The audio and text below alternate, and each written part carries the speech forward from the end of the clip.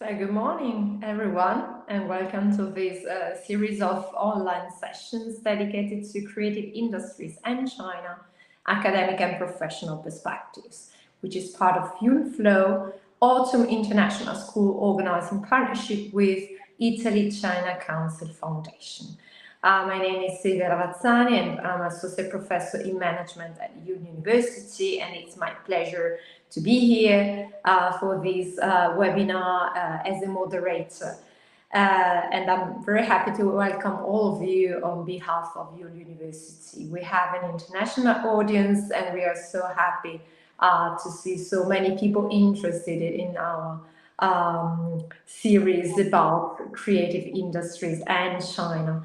And here with me, you see Francesco Borgia Ferraris from Italy-China Council Foundation, and perhaps you want to say a short welcome to our audience.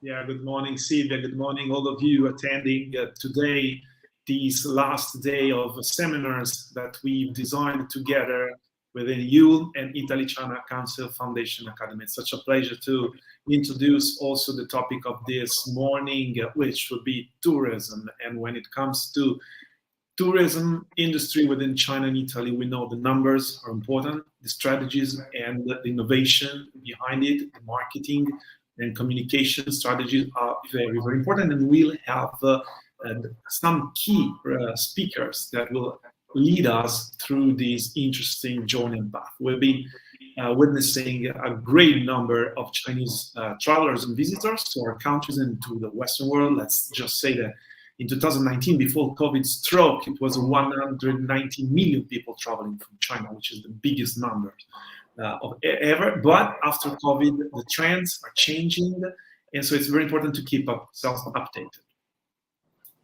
Oh yes, we're so looking forward to hearing about tourism. We had before in the past days fashion, design, food, communication, film industries. So now it's the turn of tourism, and we have two special guests. We have Marta Friel, a researcher in management at Yale University, will be our first speaker. Thank you for being with us. And following her presentation, Stefano Generali, Managing Director of InTarget China. So thank you both for being with us today. So I would leave the floor to Marta Friel for this overview of tourism first. Thank you. Thank you very much. It's a pleasure for me to be here with you today, and I really thank Professor Ravazzani and Mr. Ferrari for the introduction, and also the speakers of the previous sessions, which have been really very interesting, addressing the topics of fashion, cinema, design. And as we know, these sectors are all very important as an essential expression of Italian culture and creativity. And as the colleagues in the previous sessions very well represented also, these are critical sectors for the Italian economy and engines for Italian exports. But their importance doesn't stop here, and this is today's topic because they also significantly impact the image of Italy abroad and the tourism attractiveness of the country. So today, this is our topic to also analyze this connection between tourism, culture, of course, but also creative industries, and to explore how creative industries really impact on place branding, in Italian place branding, but also they play a critical role in the innovation of the tourist product at the local level. So I prepared a presentation on this. Just a few words to say that we know that tourism is a major industry for Italy, and cultural tourism has always made a substantial contribution to Italy's tourism because depending on the statistics available, but accounts for more than 30, 35, in some cases 40% of overall tourist flows. So cultural tourism is a very important part of Italian tourism. And we know that Italian cultural destinations attract today tourists from all over the world. Probably cultural destinations have been the ones more suffering during the pandemic, but have now recovered fully and attracting million tourists from all over the world. Still, the main part of these tourists are, after the pandemic, from Europe, but also long-haul tourism is recovering very well. So also the Chinese market. And we know that cultural tourism, tourist flows, especially international tourist flows, have been traditionally attracted to Italy by cultural heritage, arts, museums, archaeological sites, and in general, UNESCO sites, and in general from the country rich artistic heritage. So this part is really a fundamental part of Italian tourism. So many visitors looking for heritage sites all over the country, from museums which have very high numbers in access, such as the Uffizi Gallery, that accounts for more than 1,600,000 tourists, our archaeological sites, a site as Pompeii before the pandemic had 5 million visitors per year. Now flows are decreased but are recovering, and also we have more and more an interest. We are witnessing a growing interest of international tourists also for intangible heritage and traditions, which is very rich in all Italian regions. And here you can see the Sicilian Opera dei Pupi, which was listed by UNESCO in the Intangible Cultural Heritage list. So we know that international tourists, of course, as domestic tourists, are visiting Italy, especially for its culture.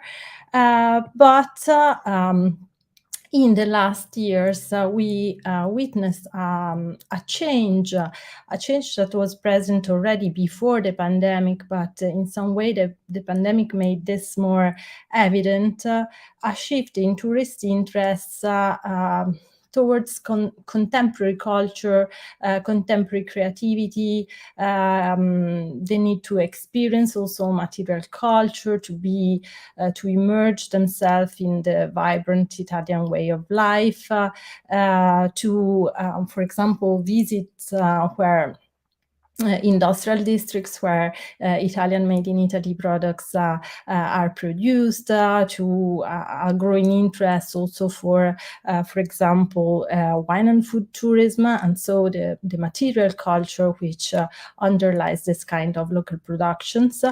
And this trend, of course, cultural heritage, traditional cultural heritage and artistic resources remain crucial, but also this new interest of tourists has to be well kept in mind, and destinations must work very well now to innovate and integrate their local offer in these directions. So, and this to be able to compete in a global market which is more and more diversified and attracting tourists which have different cultural background and different expectations with regard to what they can experience at the destination level. And innovation is also required by to cope on the one side with the issue of over-tourism, because we know that many Italian cultural destinations are experiencing overcrowding phenomena, which are making worse the situation in which tourists can experience the place, and this can be sometimes very disappointing for the tourists themselves. And on the other side, big challenge, which is now more and more evident, is that of climate change, which is also changing the conditions in which some destinations can be seen. Just an example, some archaeological sites in the south of Italy are becoming really very hot to be visited during the summer, and so we are witnessing a shifting also in the periods of the years and on the possibility to offer some kinds of services to tourists all year long, and the way in which they are provided. So we need, from many perspectives, to innovate the software to be competitive. How? This is a big issue. Of course, we can't discuss all the possibilities today, but because of our topic, it is interesting to see how cultural and creative industries, which role cultural and creative industries can play in this regard. So I mentioned that there is an increasing attention of tourists for creative experiences and in general to play a more active role of co-creation in their tourism experience and to be immersed in the local culture. And in this regard, creative industries can play a critical role in meeting these needs and in helping destinations, but not only destinations, of course, also actors in all the tourist value chain in innovating their traditional cultural tourist product. And we can see this in different ways that I will address now. But before, I just want to discuss one thing, that a consideration that we know that tourism is a major industry for Italy. On the other side, also cultural and creative industries in Italy are really an important part of our economy. Here you can see some numbers from the Symbola Unioncamere report, annual report.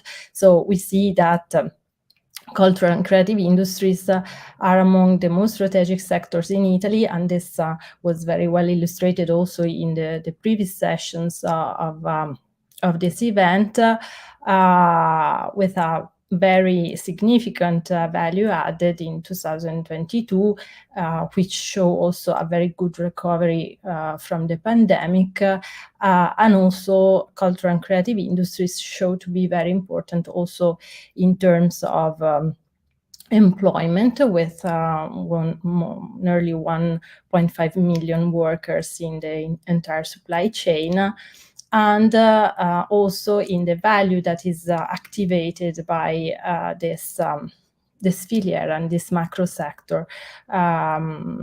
So this is a very important industry in itself. Tourism is a very important industry, so the match of the two and how these two industries can work together can be really very interesting in results. How can we analyze this collaboration? First of all, creative industries are strategic for place branding, and this is more and more evident. It is interesting if you want to try and look at major destination portals of official destination portals around the world, you will see that creative industries, not only in Italy, of course, this is very evident, but also in other countries. So design, food, fashions are always displayed among the major attractions in many destinations. Why? Because the culture under cultural and creative industries is very representative of a place, of a culture, and so cultural and creative industries are strategic for place branding. And if I ask you, I don't know what comes to your mind if you think about Milan, if you think about Florence. Probably among the main things that come to our mind is fashion, design, as well as cultural heritage. And this show us the perfect match between places and creative industries. And this is true not only for the traditional creative industries, but also looking at the whole cultural and creative industry sector. So this, we can see this, the role also of contemporary art for place branding. This was the initiative of the floating piers by Christo in Lake Iseo some years ago, and how such a work of art was really very representative and helped the place to be seen worldwide and recognized also abroad. And this is true for contemporary art. It's true, for example, for music, which is another very important and part of Italian culture and creative industries.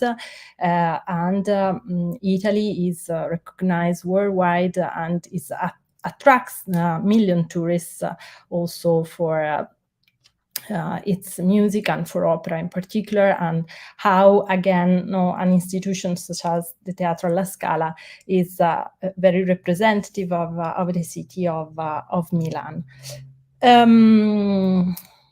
Cinema, we know that cinema, you had a session specific on cinema, how this creative industry is really important in numbers, but also the power that cinema has in showcasing places and make them visible around the world. And we saw this with many Italian series, bringing a lot of international tourists in Italy. Among the latest, the Commissario Montalbano, or here you see how the Lombardy Lakes are displayed in Star Wars. So also cinema contributes very much in creating a connection with tourism and in bringing tourists on in Italy. And this is true, of course, not only in Italy. We have many very interesting examples in other countries. If I think about Game of Thrones in Ireland and many others, and Star Wars as well. So this shows also how cinema can contribute to place branding. Wine and food, of course, is another major trend. There is a very strong connection between wine and food culture and international visibility of places. And also in this case, we see that how this interest in wine and food also contributed very much in the last years to reorganize the offer at the local level. Here you see the website of the Emilia-Romagna Tourist Board, and with this project product about the Food Valley. The Food Valley put together factories, producers, itineraries, cultural resources, food museums, all together to create a real food experience related to a specific territory. And so this is very interesting because not only creative industries represent a territory, but help these territories and the local stakeholders to reorganize in an innovative way to provide new and innovative experiences for tourists at the local level.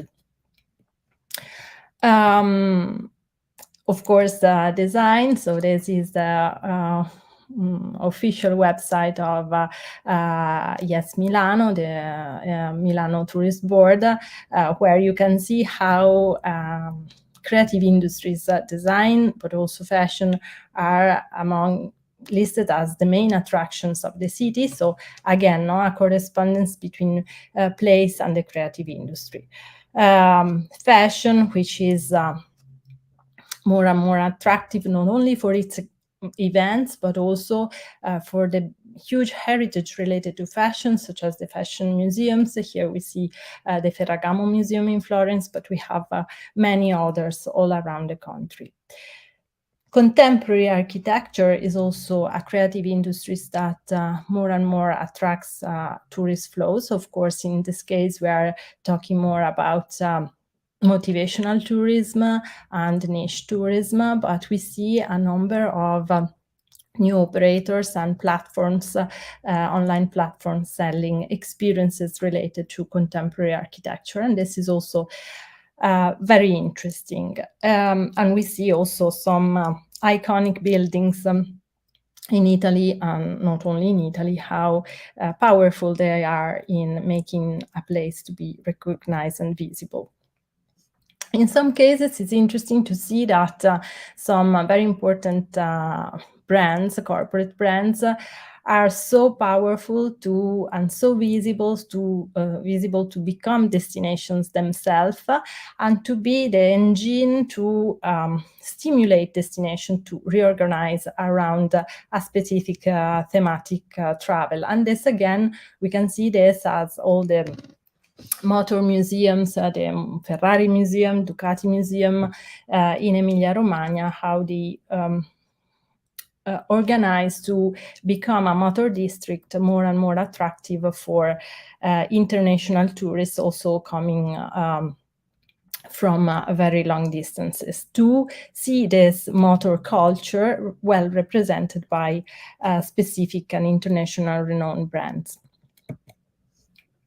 And in some cases, these brands become the starting point again for creating new itineraries.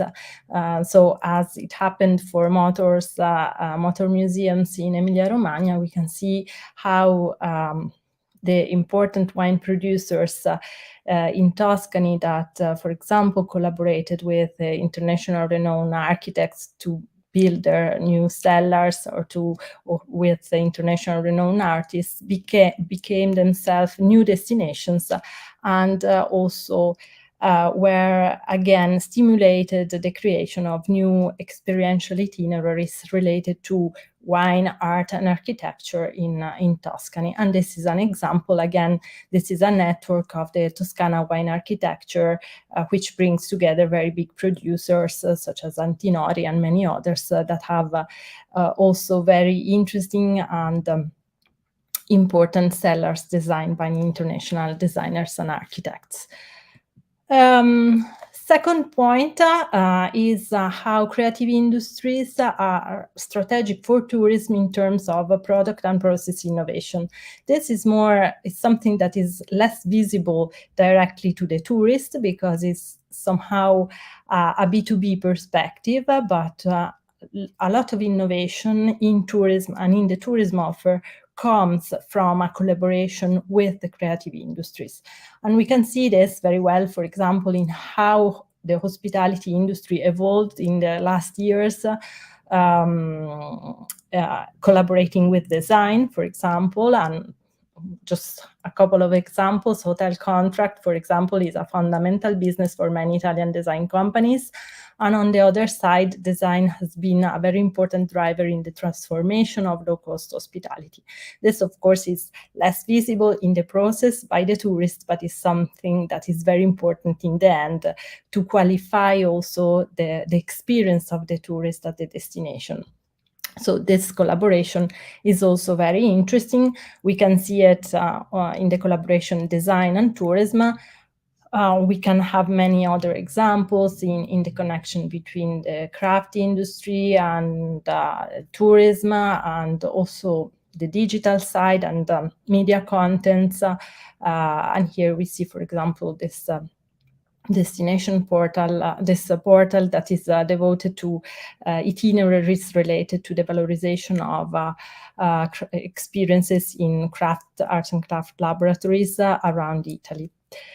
So this is the second level, which again is a B2B perspective. And then finally, I think one of the most interesting issues, and I'm sure that will be also part of the next presentation is on the opportunities that we have in creating a strong connection and collaboration between tourism and the creative industries with regard to tourism expenditure and export promotion. So this idea that tourists experience the product in place and then they desire the place in the product.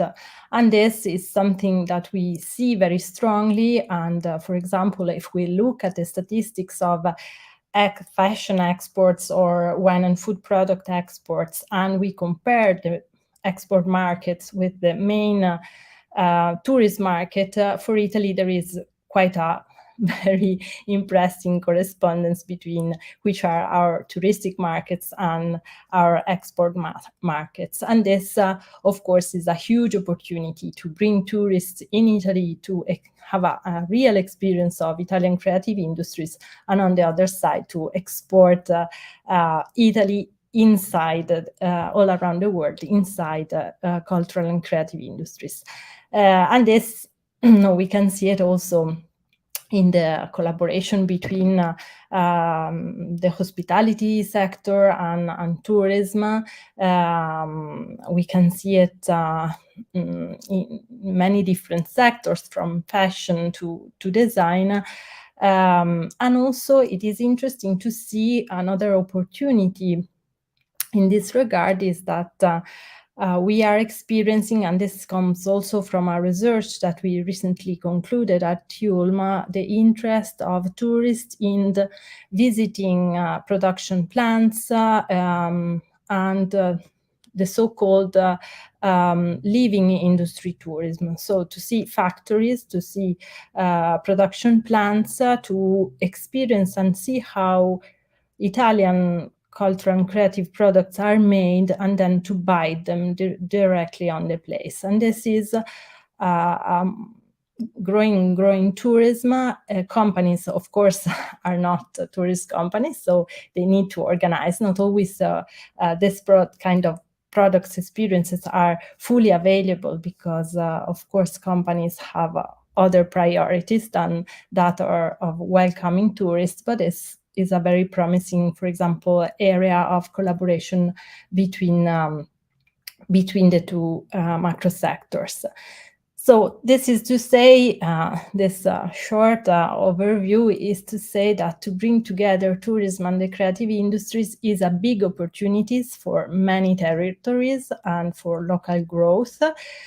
And also in economic terms, but also looking for innovation in a tourist market that is more and more competitive, and also because it gives the possibility also to innovate, looking at the different expectations and needs of a number of markets, which are no more our traditional historical markets. We know, for example, that for decades, the main Italian tourist market has been Germany and in general Europe. Today, not only Chinese tourists, but also tourists from many other countries outside Europe are coming to visit Italy with different expectations, needs in terms of services, in terms of experience, and in terms of motivation. So we can't see anymore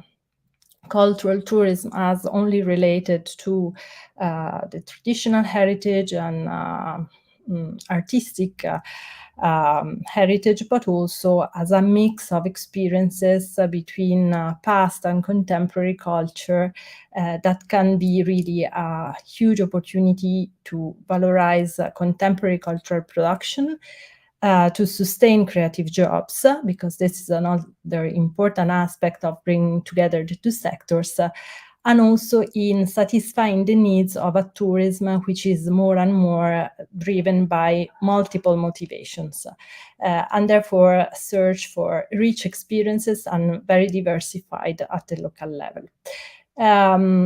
So with this, I conclude. I hope I stayed on time. And I thank you again very much for the opportunity of being here with you today. Thank you. Thank you very much. A perfect overview, I would say, so rich in inspiration and insights about tourism. I like this idea of looking at Italy. We have a good positioning, as you said, in terms especially of this traditional artistic heritage. But it's also interesting to see how the range of experiences has broadened. You talked about contemporary creativity, for example, to complete with global markets. Also corporate brands as destinations. We have Ferrari, we have other examples. And also this relevant perspective of looking at collaboration with other creative industries like design as a powerful driver for tourism. So this was really interesting, and I think it introduces perfectly to our case and applications to China. So we keep our questions for now, also from the audience in case they have some, and we move on to the next speaker to get, you know, the professional, let's say, perspective on this. Thank you. Good morning, Stefano. Good morning. We can hear you. All of you on mute. Okay. So, good morning, everyone. It's my pleasure to be here. So thank you for having me and give me the opportunity to share with you my professional experiences in China.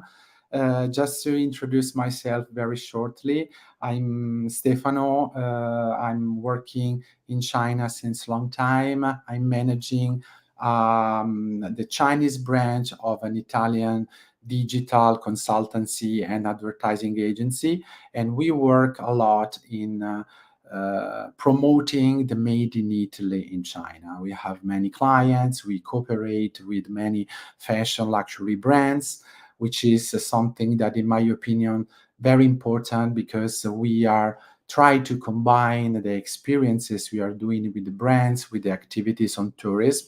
So we also support, for example, Italian Tourism Board, Tuscany Tourism Board, Italian Trade Agency in China, to promote Italian destination and to promote with the Italian Trade Agency the Made in Italy in China.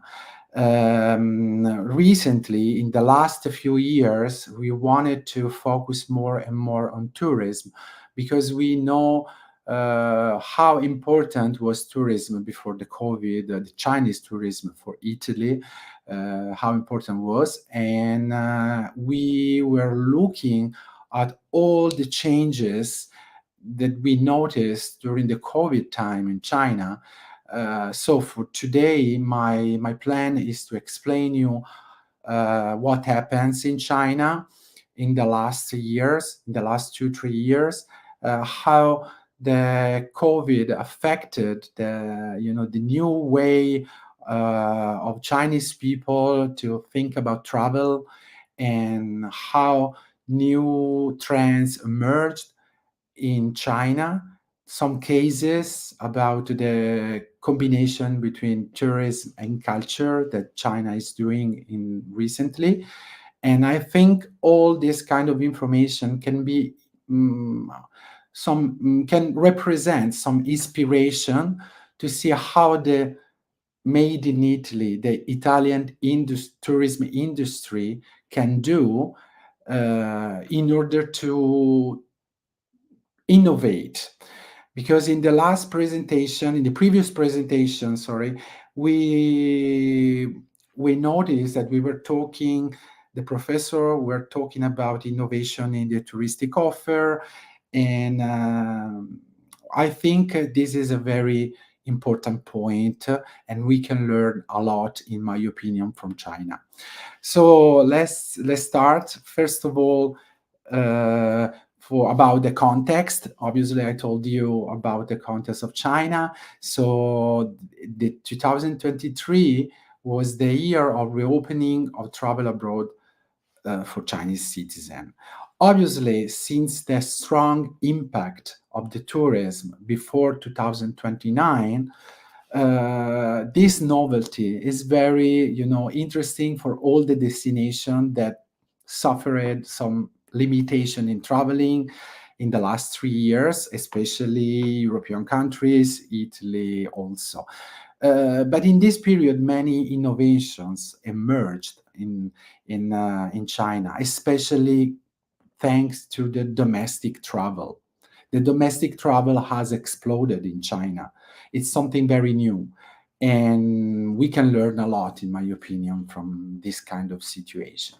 So, is the return of Chinese travelers now? The answer for me is yes. Recently, especially this summer, I read many articles about the Chinese economic difficulties, but we strongly think that still a part of population of China is waiting for reopening borders, for the tourism industry be prepared, because they want to travel. They want to travel in a different ways, because 3 years of domestic tourism changed many things. So what happens very shortly? In January 2023, the Chinese government announced very suddenly the reopening of the border. And the first situation that happens was that Ctrip, is the main company of Trip.com, of Skyscanner, and many other travel operator.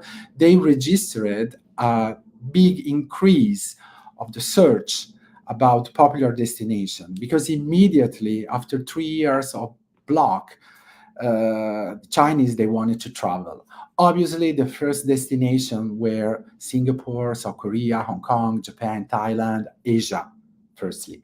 But we know that after Asia, the second step is obviously to come back to Europe.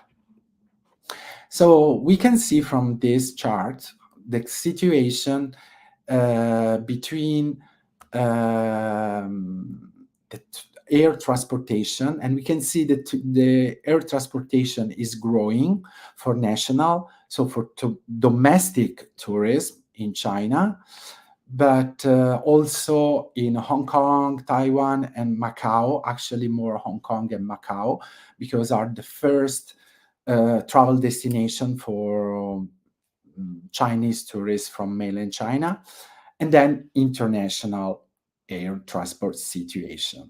You can see step by step the situation is gradually recovering, and especially for international is rapidly increasing, which is something that we should consider, because until now, even if in 2023 was really open for Chinese to come to Europe, for example, it was very difficult for them, one, to get flight, to get reasonable prices for flight, and also to get visa and documents to be able to visit Europe.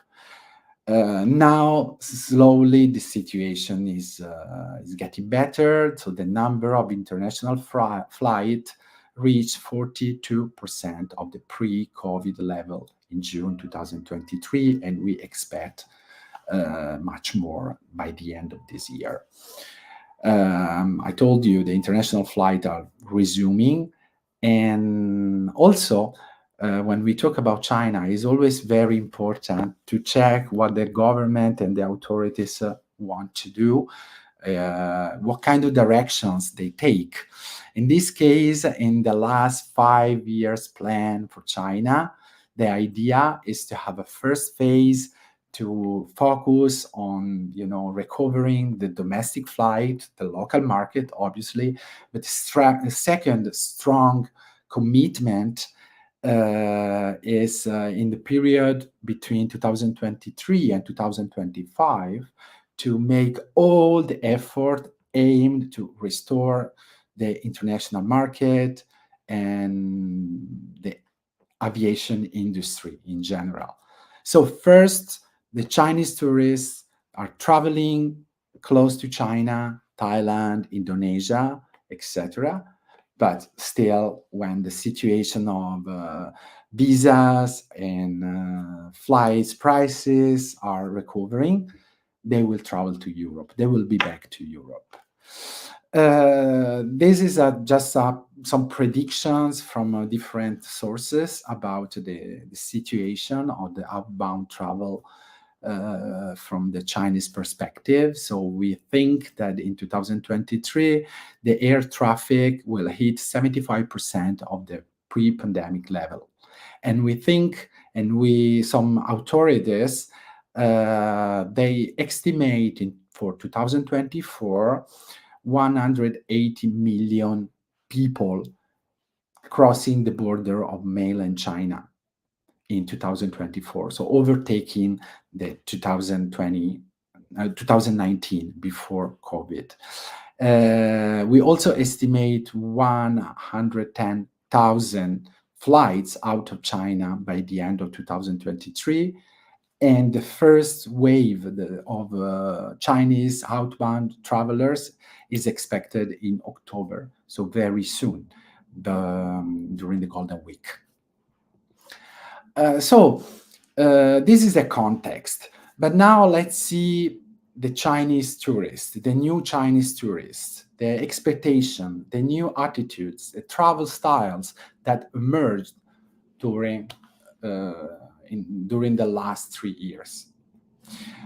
First of all, it's very important for the Italian tourism industry to know Chinese tourist is mobile first. We know they use technology a lot.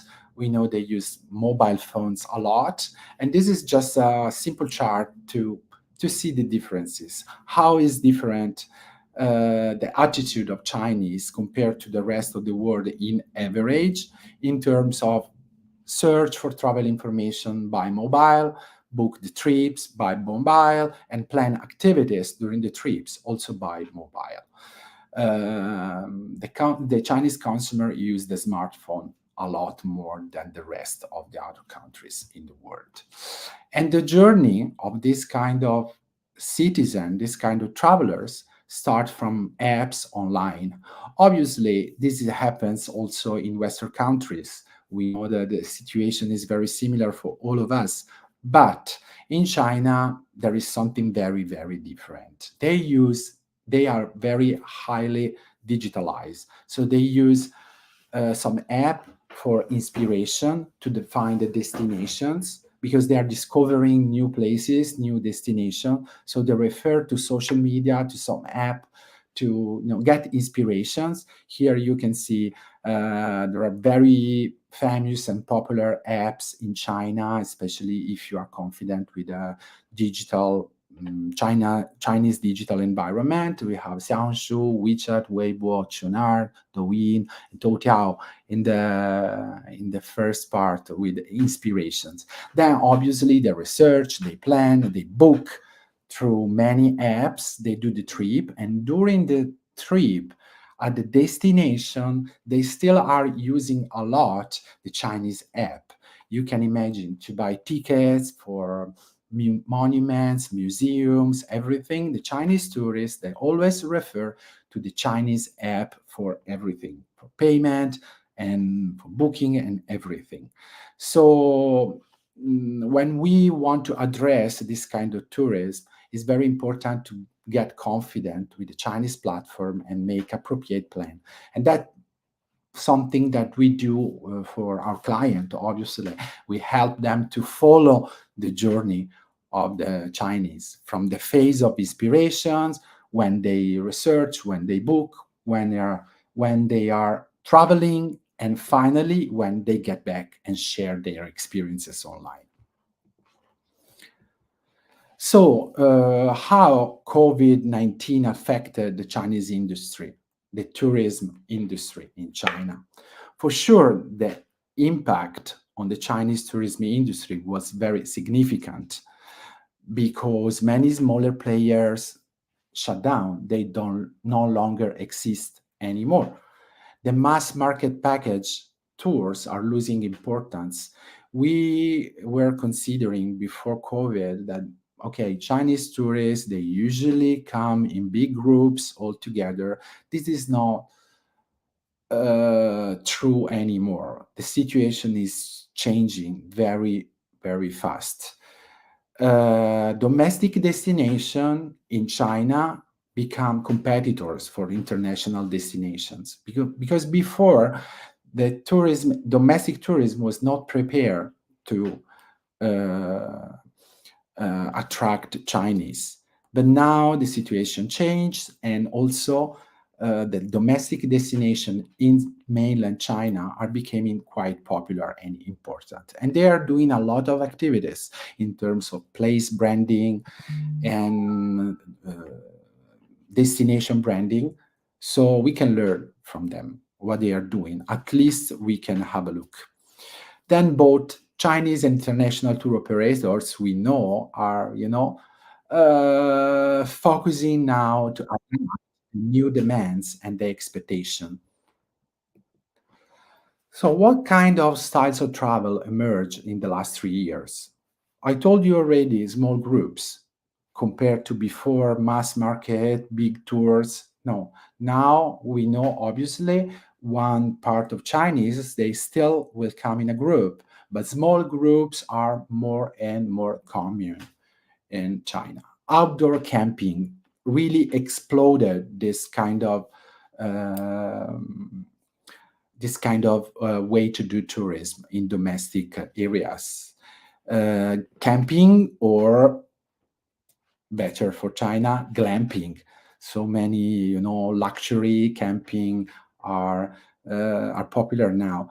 But the most important is not the camping, is the outdoor activities. So more and more outdoor activities, which is something that we should consider when we create a new offering for Chinese tourism in Europe. Like, for example, the industry, in my opinion, should consider to combine some cultural offer with outdoor activities. Is something that they are really looking for.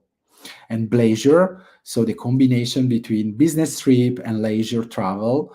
Many Chinese can travel for business now. Is more common than before. Is easier in some way to travel for business at the moment, but also the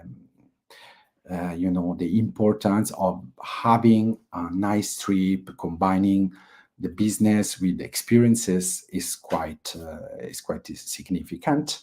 And solo travelers, the younger generation, they travel more alone, so they look for customized itineraries.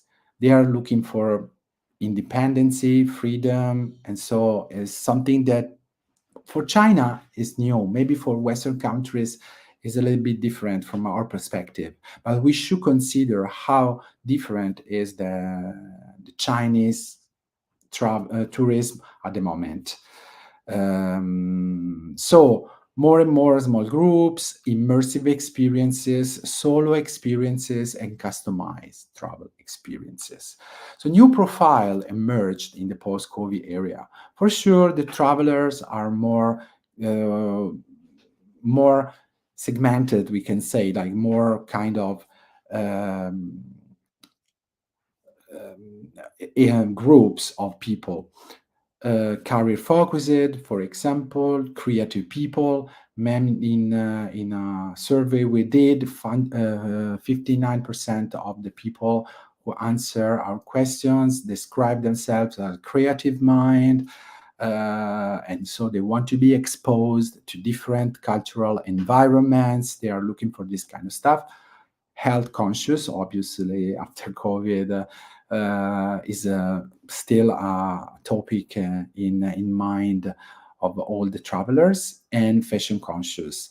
In the previous presentation, we're mentioning Ferragamo museum, etc. Many of the Chinese tourists, they want to visit Italy because it's the place and the country of fashion. And they want to combine their experiences with the fashion, shopping, but also some cultural meaning. Museum have the perfect combination between the brands and tourism. So in my opinion, and it's something that we usually discuss with destination, the combination between the activities of brands that are very well known everywhere, all around the world, and especially in China, and tourism industry can be a key to, to develop and to innovate the offer. What we notice also in China, that what's happening is cultural event, music events, concert, but also art exhibition, especially contemporary art exhibitions, are more and more popular in China. This is something that we notice from, in this case, the sources. Mafengwo is a very important tourist platform in China, very focused on the domestic travel. So we can say that this is something that more and more people is looking for, especially the generation born in the 80s and in the 90s. Similar for museum and art exhibitions and festivals, especially between the population born after 80s. So after this kind of introduction that I hope will be interesting, useful for you to understand some new needs and have some inspiration about how can we, innovate our offer, the Italian offer, I would like to highlight very shortly the perception of Italy among the Chinese tourists.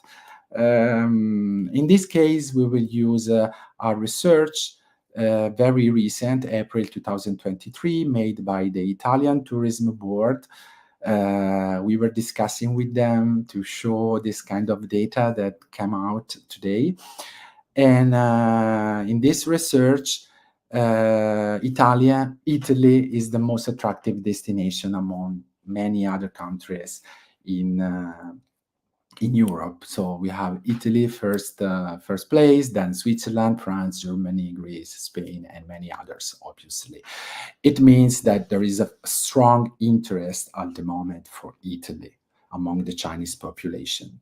And the main well-known travel aspects, so why Italy, basically, what is, Italy is well known for in China, as for cuisine, obviously, for the food tradition, but also fashion brands and beautiful sceneries. In this case, obviously, fashion brands is a reason of, I mentioned already, that many Chinese decide to visit Italy. So it's really, strategic to combine the brands, the well-known brands, with the cultural tourism and museums. Obviously, fashion museums are kind of the perfect mix of it. This is a little bit funny. The Italian Tourist Board asked people, okay, we'll list some monuments or attractions, very important, in Europe. Can you tell us which ones are located in Italy? And many of respondents, pretty much 100%, they made some mistake. Many of them, they think that Sagrada Familia is in Italy, also Duomo Milan, Tower of Pisa, obviously, but also they mention Notre Dame, St. Paul Cathedral.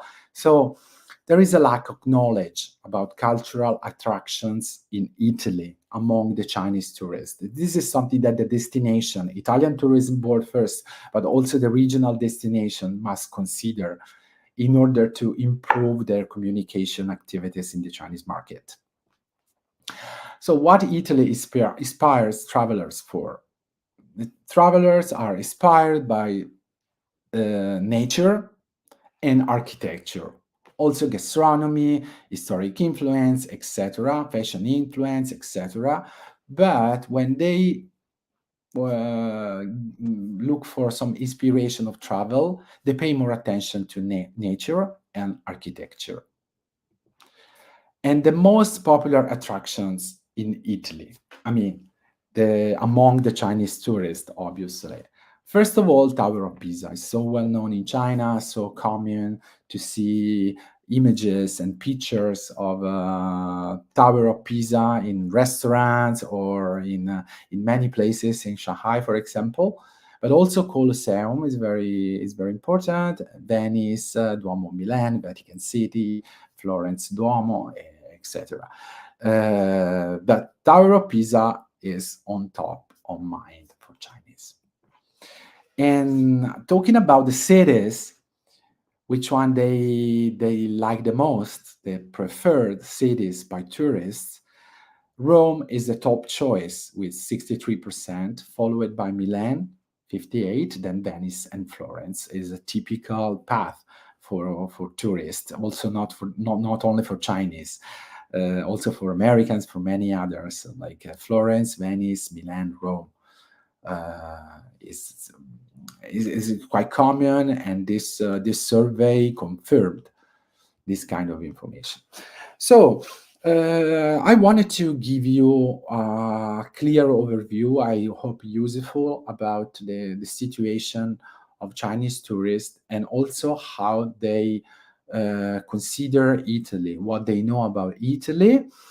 And now it's time to see the Chinese strategy for travel, because obviously since the domestic industry was booming during COVID time, in China, the situation was a little bit different compared to Western countries. After the COVID came out in January 2020, China closed the border, and pretty much for like second half of 2020 and 2021, the situation in China was totally normal. No lockdown, no nothing, basically normal life. Yes, some controls, but the situation was quite okay. Is 2022 the year where we register massive lockdowns, a lot of very difficult situation that probably you may have read on newspaper or on TV, etc. So 2020 and 2021 were some, the period where the domestic tourism come out, because the Chinese used to go abroad. They were forced to stay in mainland China and discover new places. The government decided to take a strategy to boost and to keep this kind of wave active and high, because they obviously consider this very important for an economic perspective. So they develop the concept of China area branding. This concept is UPI, is area branding. And area branding, for what we can read in a recent report of Communication University of China, is related to reflects urban rural China concept.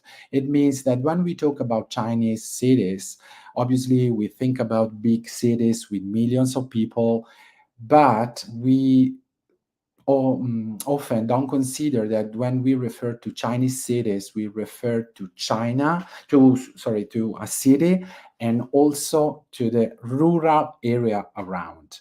Is kind of big mix. So they are very conscious that they need to follow this kind of path. They need to promote the cities, but at the same time push as much as possible to promote the rural areas around the cities, because it is in the rural area that you can see daily activities, manufacturing, the industry, and the tourists should give this kind of offer, should get this kind of offer. They should be able to explore industrial sites, countryside, see the manufacturing and the creativity, everything that can be developed not only in the city but also in rural area. And this concept of area branding for Chinese government is more focused on culture. So the Chinese authorities more and more want to focus on it.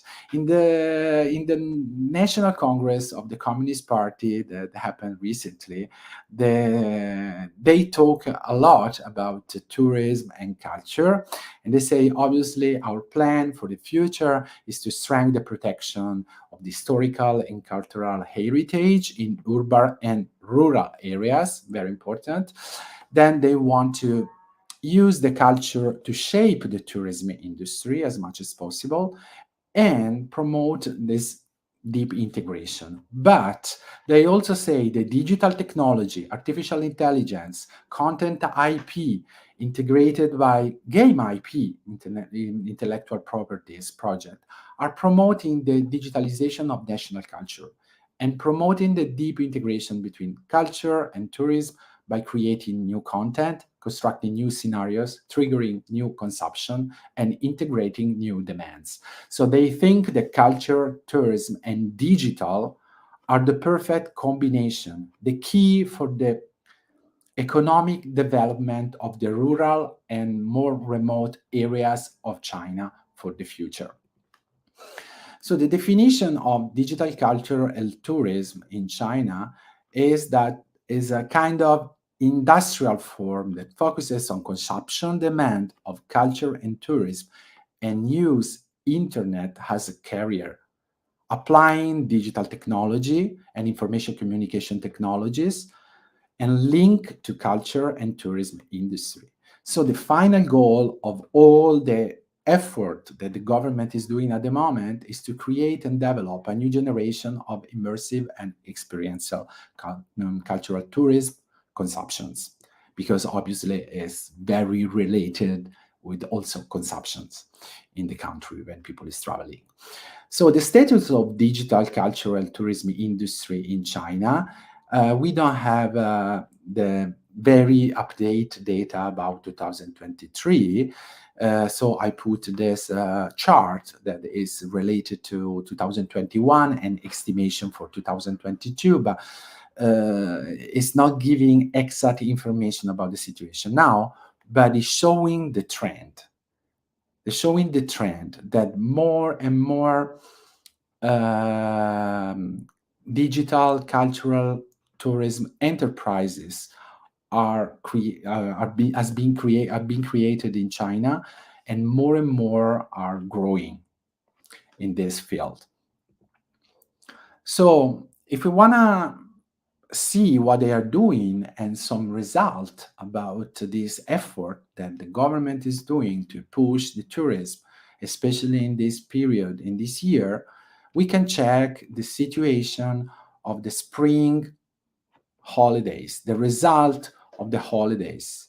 There is a report in Chinese, New Culture and Tourism in Spring in China, is a report related to the spring of 2023, so May holiday, mostly the last one, and we can see that 274 millions of trips during May 1st holiday, with plus almost 71% increasing compared to the same period of the last year, and plus 972 box office revenues compared to the same period of the last year, and plus 103% national performances.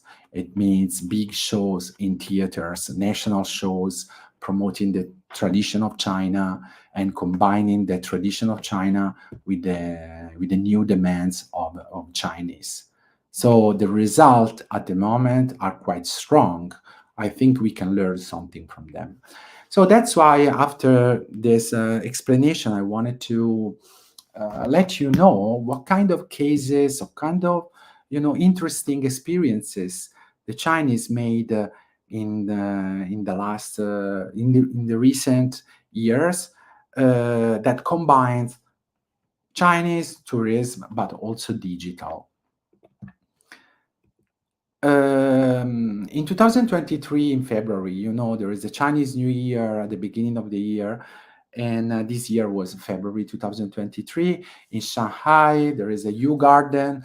There's super famous place where people go for traditional lantern festival that for the first year these years moved into the metaverse.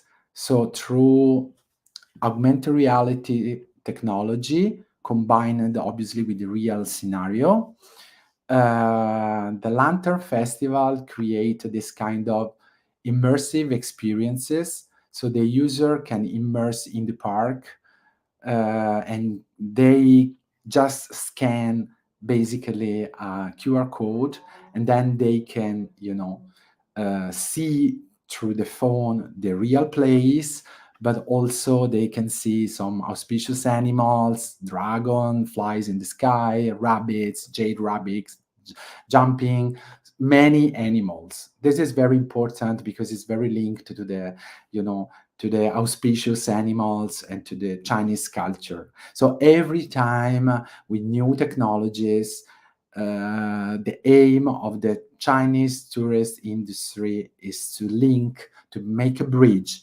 between the tradition of China, the cultural heritage of China, but giving this kind of, tradition in a new way, combining everything with new technologies. A totally new internet museum concept in Nanjing. In Jiangsu province, the province close to Shanghai, the capital is Nanjing. They opened in April 2023 this Quanzhang Internet Museum. Is an internet museum inside a temple site. There is a museum, and inside this museum, the temple site, there is a virtual museum with real-time images of 3D models of all the ancient pagoda, all the ancient architecture, and basically the tourists, they can immerse this kind of experiences. So it's a way to to explore the deep integration between technology, culture, museum, and also complementing online and offline experiences, as the other example we saw. And Tencent Culture and Tourism Department cooperated with this. WeChat, the common app in China, is owned by Tencent, is a digital company, big giant, and they have a department, Tencent Culture and Tourism, similar, I think, to Google. Also, they create a similar department to work in this field. Also, the virtual presence of monuments. So many monuments. In this case, the Palace Museum in Beijing, they cooperate with Tencent to create this experience. This experience is basically a mini program. In China, mini programs are web apps inside the WeChat ecosystem.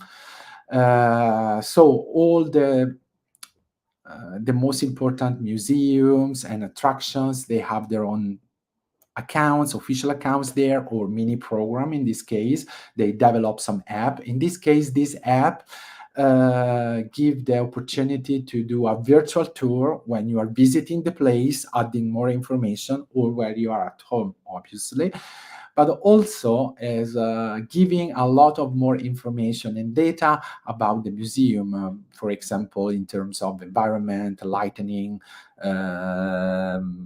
safe systems, energy consumptions, all the information that you may know beside the visit.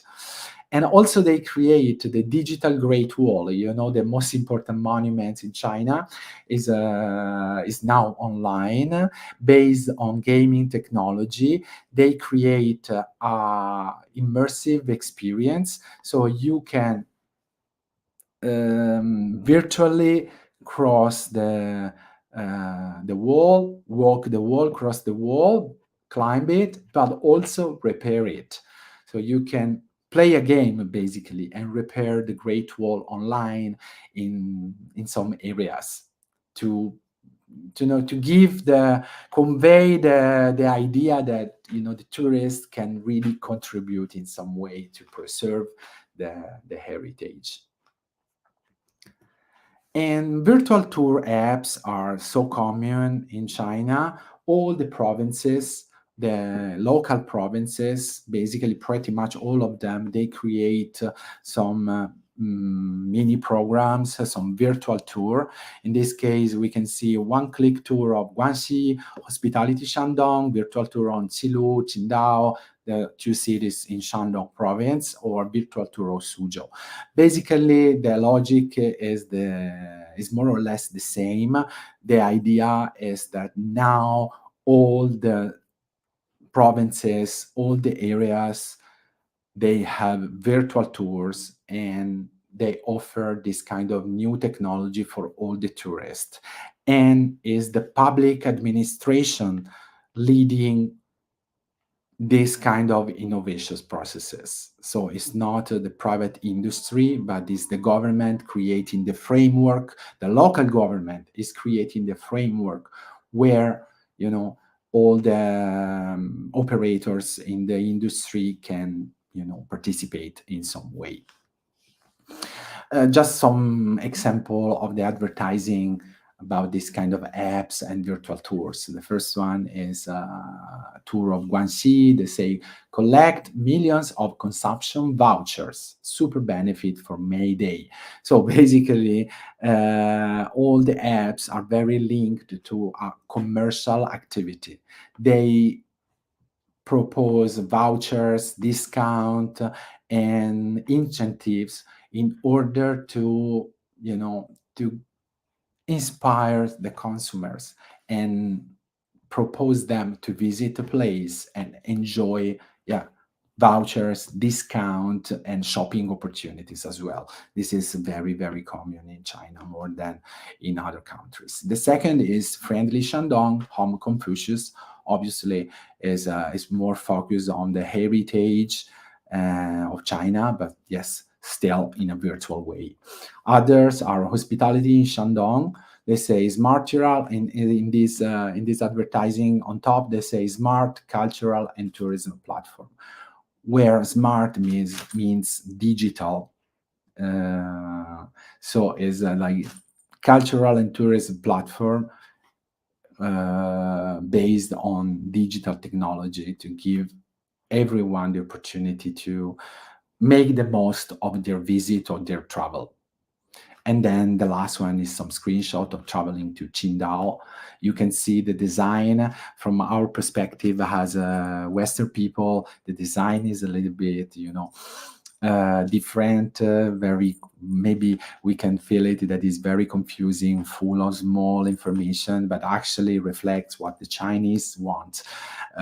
Chinese are very, interested in details, so they want to know everything about the place. They're very curious. They're very, they pay very much attention to all the details. So obviously, all the apps are super informative, full of contents. And Lushan Cultural and Tourism IP, basically intellectual properties project are very important, more and more. So in this case, a place, Lushan, they got the IP rights to create an online campaign based on a movie, a famous movie set up in the province, in that place. And during the International Romance Film Week, they provide a platform in order to provide all the events in live streaming. So ceremony, film panorama, forums, etc., but also offering a lot of incentives, like, for example, free tickets, coupons, and everything, this kind of stuff. So IP projects are more and more important. The last one is this one. Basically, Honor of Kings is a super famous and popular game in China, and they cooperate with a famous historical site in Nanchang, Tengwang Pavilion, in order to, create some activities that has the goal to increase exposure or loga spot, promote the Tengwang Pavilion inside the game, and also convey more cultural meanings to the game. This is just the advertising of this. Is more, how you can see, very related to the traditions, but actually is super digital. So what we notice in terms of trend that require new competences in tourism industry, we can see that game industry is giving a lot of new suggestions for the tourism industry, because through game industry they can get all the technology in order to create new contents, trigger consumptions, build new scenarios, and basically at the end satisfy new needs, especially for younger generation. And also night view tourism. More and more, China is famous for fireworks. Everything is digital now. Drones are so common, and so night view tourism and lights and drones together, or only lights sometimes, are something that can make the difference in a city. So different form of nightlife activities like city night show, stage light show, pedestrian street with special light show, etc. So just an example, drones in Shenzhen for Dragon Ball Festival 2023, they used 3,800 drones. And also drones show applied to advertising industry, in this case in Shanghai, to promote this brand. So what we can learn from China, just to go to the end, we can say that we have many takeaways. I try to, summarize everything into words. We can say digital innovation. In more words, we can identify some points.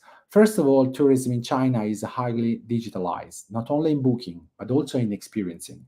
Local governments are leading the innovation processes, and also Tencent and Alibaba are strongly supporting. The game industry is bringing resources and professional skills to the process. And the online game industry also is a way to engage the younger generation, the most important segment in domestic tourism. Museum, live events, concert festival, contemporary art conferences play an important role, and all of them are, in live streaming and are online. And based the well-known spots, film and literature are also a strong source of inspiration in travel decision. We notice because we are promoting also Italy through, through movies in China for the Italian trade agency, and we notice that there is a quite of interest. An IP-based project aimed to use films, literatures, game sector, and pop culture as driver to create digital contents that attract tourists online, and they combine tradition and innovation. This is a very short sum up about what we can learn, in my opinion, from China. The creative industries involved in China are obviously, historical, artistic heritage, museum, libraries, archives, monuments, etc., but also performing arts, visual arts, live show, light show, performances are very much involved in this new wave of the tourism. Pop cultural industries like cinema, games, and software play an important role. And creative services, obviously, we saw advertising for a brand through drones, etc. So marketing, communication, design services are strongly involved. All areas, in my opinion, that in which Italy has a lead in terms of creativity and cultural production. So why we don't take some, some inspiration? Maybe model is too much. Let's say some inspiration from China to imagine a future of Italy in this field. Last point is about the new job opportunities in this sector. What's happening in China is a strong growth in opportunities in the sector, obviously in design first. But we notice that new professions are more and more, discussed also online. Virtual exhibitions, curators, for example, many, studies, universities are preparing people for this, but a background with a history on arts and their connection with technology is obviously necessary. Augmented reality developers and designer in spatial computing. So this is also more and more important in the industry. And an ever-increasing number of companies operate live show more and more. So they are always looking for like designers, because they want to offer the customers shows that have different areas of application. I say advertising before, sports event, movies premiere, cultural event, and obviously destination advertising. Traditional creative professions are involved in this process. Obviously, not only new profession, all the profession in the tourism must be involved in this innovation process and must be trained in the digital field to make the best of the digital solutions in order to, improve their work. Many professions like web app developers, graphic designers for IPP project, data analysts, content creators, marketers are very, affected by this. And last point, expert in intellectual property in the cultural industry. There are so many companies in China, they cooperate with the European museums, etc., in order to get the right to do merchandising in China, inspired by famous museum in Europe, or based on famous movies, famous books, etc. And, they are quite popular. And I think we don't just need to give some Chinese company the right to sell a brand in China, but we need to make some agreement with the Chinese companies in order to to find a way to promote also the destination when we sell the brand of museum of London Museum rights to create merchandising in China. Expert in intellectual property in the cultural industry, in my opinion, can play an important role. So Creative China was the future of Made in Italy.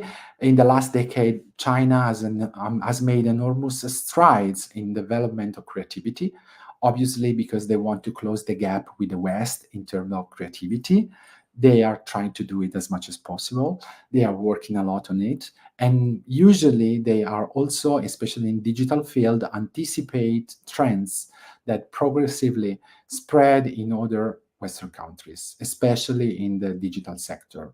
So the evolution of integration between culture, tourism, and digital in China can be an interesting point of view for Italian industry in order to see through similarities and differences, what kind of plan we can create for the future of the Italian creative industry and tourism.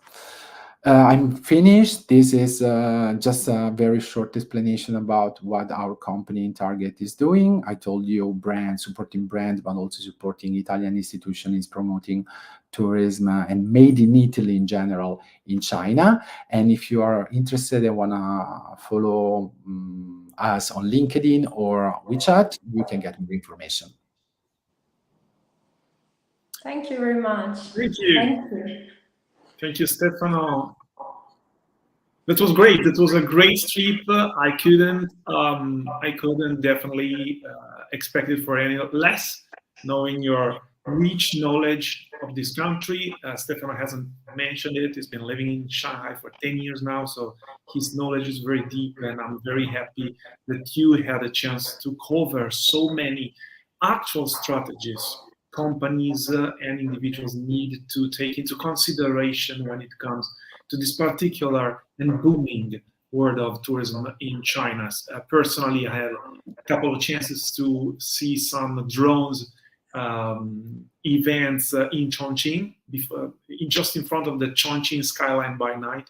And it's something that I really hope anyone could see, because there's no words to express. It's very, very top-notch and futuristic. So thanks again, and thanks also to Marta Friel. Silvia, maybe you want to add a couple of words before we close? Yes, I was told by the production we have no questions from our audience, but it's also an international audience, and these seminars will be available online, so disposal of everybody. Just thank again to both of you. We learned so much, I think, in this 1 hour and a half together. And what I could see from my viewpoint is that we can learn from each other, Italy and China, a lot. And there's a lot of potential for closer collaboration, because we need, probably based on what we heard, to communicate better what we can offer. Some of our destination or cultural attractions are not well known or placed in Italy, but we also have so much in common. I think we can really leverage what we have, as also Dr. Friel explained perfectly, that could actually match these emerging needs of Chinese tourists. So for me, it's I have really a positive feeling about how this could proceed after the pandemic in a very positive way. So if you have no further comments, I don't see any question coming up. I would close our time together. So thank you so much again for being with us. Thank you very much. Thank you. Thank you, and have Thank a you good again. day. Thank you. Bye-bye. Bye.